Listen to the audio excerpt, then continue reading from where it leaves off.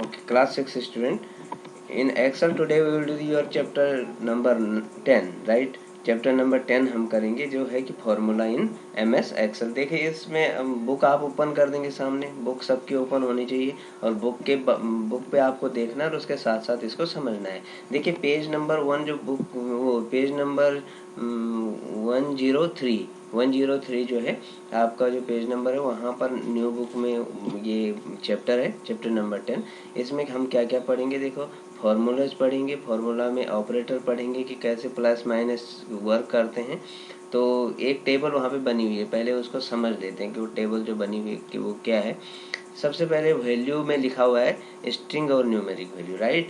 String और numeric value का मतलब होता है, स्ट्रिंग मतलब होता है यदि आप अपना नेम लिखते हैं जिसमें अल्फ़ाबेट्स होते हैं तो वो स्ट्रिंग कहलाता है। लेकिन न्यूमेरिक वैल्यू वो होती हैं जिन पे आप कैलकुलेशन करते हैं, जो नंबर्स होते हैं, चाहे वो पॉइंट्स में दैट मीन डेसिमल पॉइंट में हो और कैसे भी हो नंबर्स होते हैं तो उसको हम न्यूमेरिक वैल्यू बोलते हैं। दूसरा होता है सेल एड्रेस। स्क्रीन पे एक बार देखेंगे, देखो मैं कहीं पे भी ये क्लिक करता हूँ तो एक कर्सर को देखिए, यहाँ पे B2 आ गया, लिखा हुआ है B2 आ गया। इसका मतलब है मैं यहाँ से B और यहाँ से B2 सेल में मैंने क्लिक किया है तो हमारी एक्टिव सेल अभी क्या है, B2 है। तो इसको हम सेल एड्रेस बोलते हैं। That means in Excel you है ईच सेल है वे cell address, right. And according to the cell address you can do calculations. इसी के अकॉर्डिंग जो एक्सेल भी क्या करता है, कैलकुलेशन करता है। अब दूसरी बात आती है फंक्शन। फंक्शन में अभी आपको थोड़ी देर में ये फंक्शंस बताता हूँ कैसे होता है। और उसके बाद हम फंक्शन में जब यूज करते हैं तो ऑपरेटर का यूज करते हैं, ऑपरेटर भी हम लगाते हैं। ऑपरेटर क्या होता है, देखिए ऑपरेटर हमने फॉर एग्जाम्पल हम लिखते हैं यहाँ पे कि 1+3 तो आपको यहाँ पे ध्यान देना है। थोड़ा मैं इसको यहाँ बड़ा कर देता हूँ, इसका साइज बढ़ा देता हूँ। तो इसको थोड़ा जूम कर देते हैं ताकि आपको क्लियर दिखाई दे। थोड़ा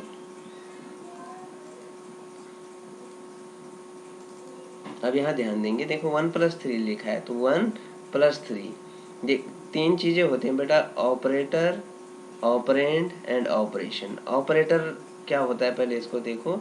ऑपरेटर किसको बोलेंगे, जो किसी चीज को ऑपरेट करता है। तो यहाँ पे 1+3 दो वैल्यूज हैं, इनको ऑपरेट करने का काम कौन कर रहा है, प्लस कर रहा है। तो ये हमारा ऑपरेटर कहलाएगा, प्लस इज ऑपरेटर। और जो वर्क हो रहा है किसके ऊपर हो रहा है, 1 और 3 के ऊपर हो रहा है। दैट मीन्स 1 और 3 आर ऑपरेंड्स, इनको हम ऑपरेंड बोलेंगे, ठीक है। प्लस ऑपरेटर हो गया। और जो कुछ भी यहाँ पे होता है उसको हम ऑपरेशन बोलते हैं कि एक प्रोसेस है या ऑपरेशन चल रही।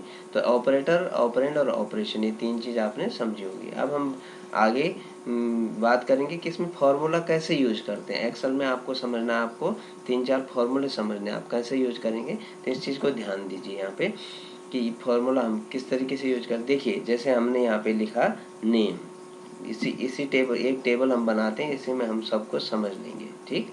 तो यहाँ पे हमने लिखा नेम,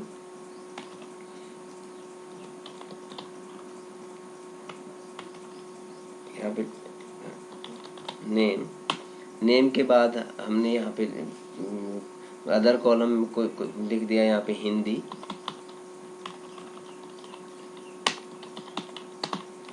दूसरे में लिख दिया इंग्लिश, इसमें लिख दिया मैथ। तो ये हमने यहाँ पे लिख दिया फिर टोटल, राइट। अब इसको हमने टोटल यहाँ पे लिखा। अब देखिए यहाँ आपको नेम लिखने हैं तो हमने नाम लिख दिया, भाई सब नाम लिख देते हैं हम यहाँ पे। अमित, यहाँ पे हमने लिख दिया सुरेश, यहाँ पे लिख दिया रवि, यहाँ पे लिख दिया पवन, ठीक है, यहाँ पे लिख दिया पूजा। तो ये हमने एक नेम लिख दिए। अब देखिए हम हिंदी में 100 में से इनके मार्क्स यहाँ पे रखेंगे।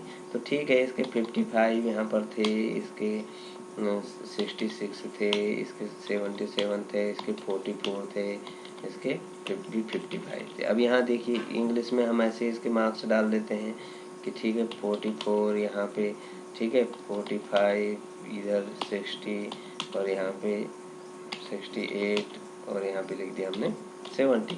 अब ऐसे हम मैथ में भी इसके मार्क्स डाल देते हैं 50, 43, 44, 33 और 66। अब ध्यान दीजिए, यहाँ पे मैं फॉर्मूला आपको बताने जा रहा हूँ। तो पहले मैं एक बार थोड़ा सा इसका बाउंड्री आपको दिखा दी, बाउंड्री लगा दी हमने इस पर। अब हम क्या करेंगे, ये जो वैल्यूज हैं इस पर हम एक्सेल में हम फार्मूला जानने वाले हैं कि फार्मूला कैसे लगता है। ठीक है, देखिए इसका हमने टोटल करना है। यहाँ पे कैसे फार्मूला लगेगा तो मैं बताने जा रहा हूँ। आप लिखा हुआ है फंक्शन में सम लिखा हुआ है ना, तो सम वाला फार्मूला देखिए कैसे होता है। तो आपके जो फार्मूले हैं वो आगे दिए भी हुए हैं उसमें आपको देख सकते हैं कि फार्मूले आगे उसमें दिए हुए हैं कि किस तरीके से फार्मूला लगेगा। तो अब पहले हम सबसे पहले करेंगे जो फार्मूला वो है प्लस वाला फार्मूला। प्लस मीन्स सम का फार्मूला। ठीक है, तो सम का फार्मूला हम कैसे यूज करेंगे, देखो यहाँ पे हम क्या करेंगे, सबसे पहले ध्यान देंगे कि सारे जो फार्मूले होते हैं वो इक्वल टू साइन से शुरू होते हैं। तो हमें इक्वल टू लिखना बहुत जरूरी है, और इक्वल टू के लिए हम लिखेंगे सम। ठीक है, इसके बाद लगाएंगे ब्रैकेट। ब्रैकेट के बाद आपको क्या करना है, इस सेल का एड्रेस, यहाँ से यहाँ तक का सम यहाँ करना है। तो पहले इस सेल का एड्रेस करना है। तो एड्रेस करना ना कि वैल्यू, वैल्यू इस पर 55 है, लेकिन एड्रेस इसका क्या है B और यहाँ से 2। तो मैं यहाँ पे लिखूंगा B2, राइट। B2 के बाद मैं इसको कॉलन लगाऊंगा, दो देखो ये कॉलन है, कॉलन बोलते हैं इनको।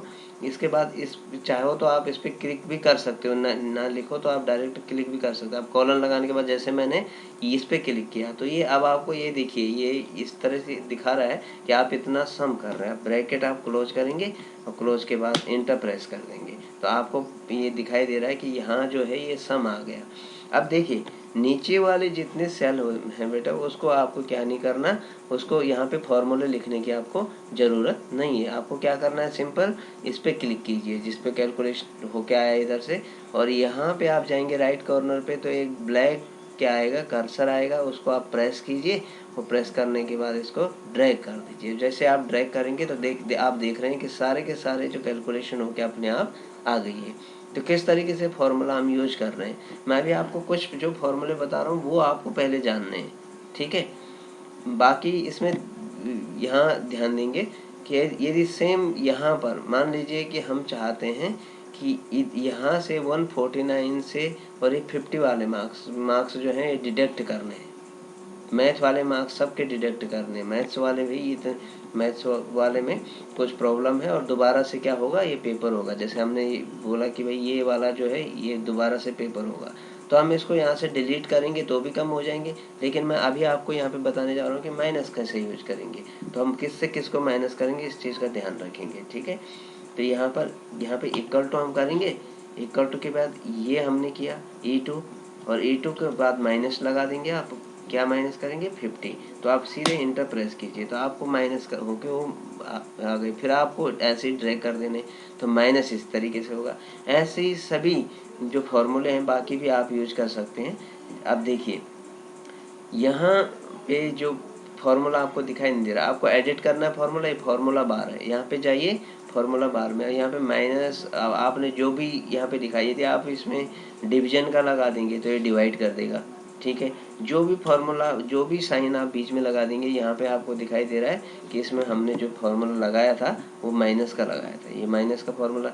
यदि मैं इसको प्लस का लगाता तो इसमें प्लस हो जाता है, यहाँ पे प्लस। तो प्लस के मैंने दो तरीके आपको बताए, एक में तो आपको सम लिखना होता है, एक में आपको सम लिखना होता है। जैसे यहाँ पे हमने लिखा था, देखिए यहाँ पे हमने क्या लिखा था, सम B2 to D2। लेकिन जब आप सम लिखेंगे तो B2 के बाद एक कॉलन लगाएंगे, तब आपको साइन लगाने की जरूरत नहीं होगी। ठीक है, जैसे कि यहाँ पे लगाया गया है, देखिए यहाँ पे देखा E2 माइनस D2। अब यदि मैं प्लस करूँ तो वहाँ पे फिर सम नहीं लिखूंगा, मैं यहाँ पे सीधे प्लस लिख दूंगा। ठीक है, तो दो तरीके से सम लिखने के बाद भी प्लस हो गया और ऐसे में भी प्लस हो गया।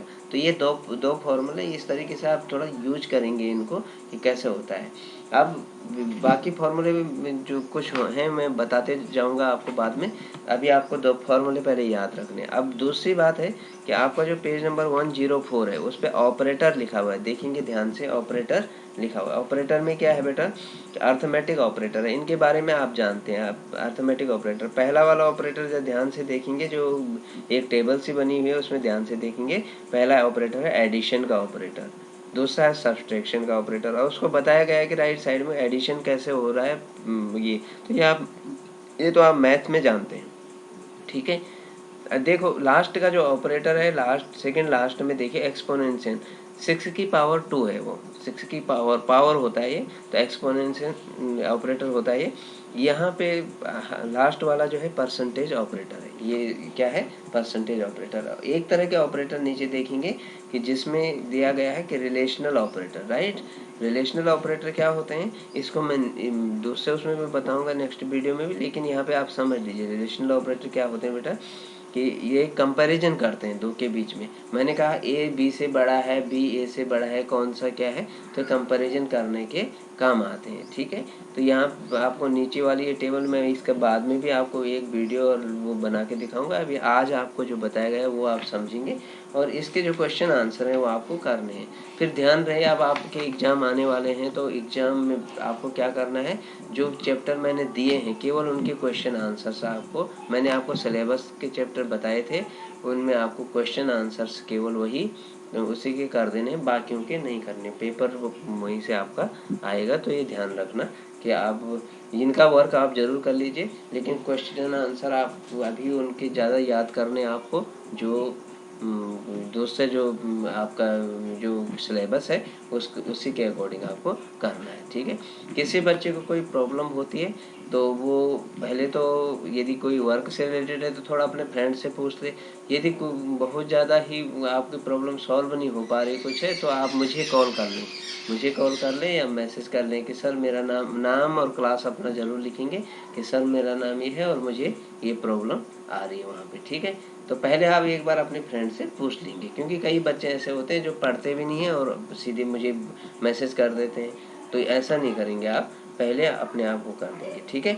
तो एक बार आपको क्लियर होना है। तो आज आपको क्या करना है, ये चैप्टर जो है लास्ट वाला, इसमें जो है इसके क्वेश्चन आंसर मैं दूंगा आपको, वो आपको करना है, और ये वीडियो आपको देखना है ध्यान से कि ये कैसे आपको बताया गया है। इस तरीके से आप भी बनाने की कोशिश की। इसके बाद देखिए, ये तो हमने यहाँ पे चलिए जो वो किया है कैलकुलेशन के लिए। अब हमने ये बनाया तो आपको पता है कि इसका बैकग्राउंड कलर करना है, तो बैकग्राउंड कलर हम सेलेक्ट करेंगे पहले उसको, फिर उसके बाद बैकग्राउंड कलर कर देंगे। फिर इस तरीके से यहाँ पे करना है, तो ये इसी, तो ये सब चीज़ें आपको सीखनी है, ठीक है। तो इसको आप आज के लिए ये वर्क है आपका कि आपको ये करना है। और सिलेबस जो है मैंने पिछले उसमें भी आपको बता दिया है कि ठीक है, तो आप एक दूसरे से पूछ सकते हैं, नहीं तो मैं फिर दोबारा से आज आपके लिए वो चैप्टर के वो लिख के दे देता हूँ, चैप्टर लिख के उसमें डाल दूंगा, ग्रुप में डाल दूंगा, तो आप देखेंगे उसको, ठीक है। तो इनको देखिए, ये जो भी है, और देखो जिस लिंक पे मैं चैप्टर डाल रहा हूँ ना, उस लिंक पे आपके लिए और भी चैप्टर डाले जाएंगे। तो उसमें आप क्या करेंगे, आपको पता है यूट्यूब पे यदि आप सब्सक्राइब और इस बटन से दबा के और वहाँ वो कर देते हैं, तो आपके पास ऑटोमेटिकली वो चैप्टर आ जाएंगे, ठीक है, जब भी मैं वो करूँगा, ठीक है। तो आप वहाँ पे वो कर सकते हैं, और उसके बाद तुम्हें वो करने की अपने आप आपके मोबाइल पे क्या आ जाएगा, वो अपने आप नोटिफिकेशन उसका पहुंच जाता है। क्योंकि इतने बड़े जो वीडियोज होते हैं ना, वो उसको व्हाट्सएप पे अपलोड करना बहुत इम्पॉसिबल सा होता है, तो इसलिए वो यूट्यूब के थ्रू मैं आपको वहाँ पे अपलोड करके बता देता हूँ, ठीक है। तो ये सब करेंगे आज। Okay, thank you.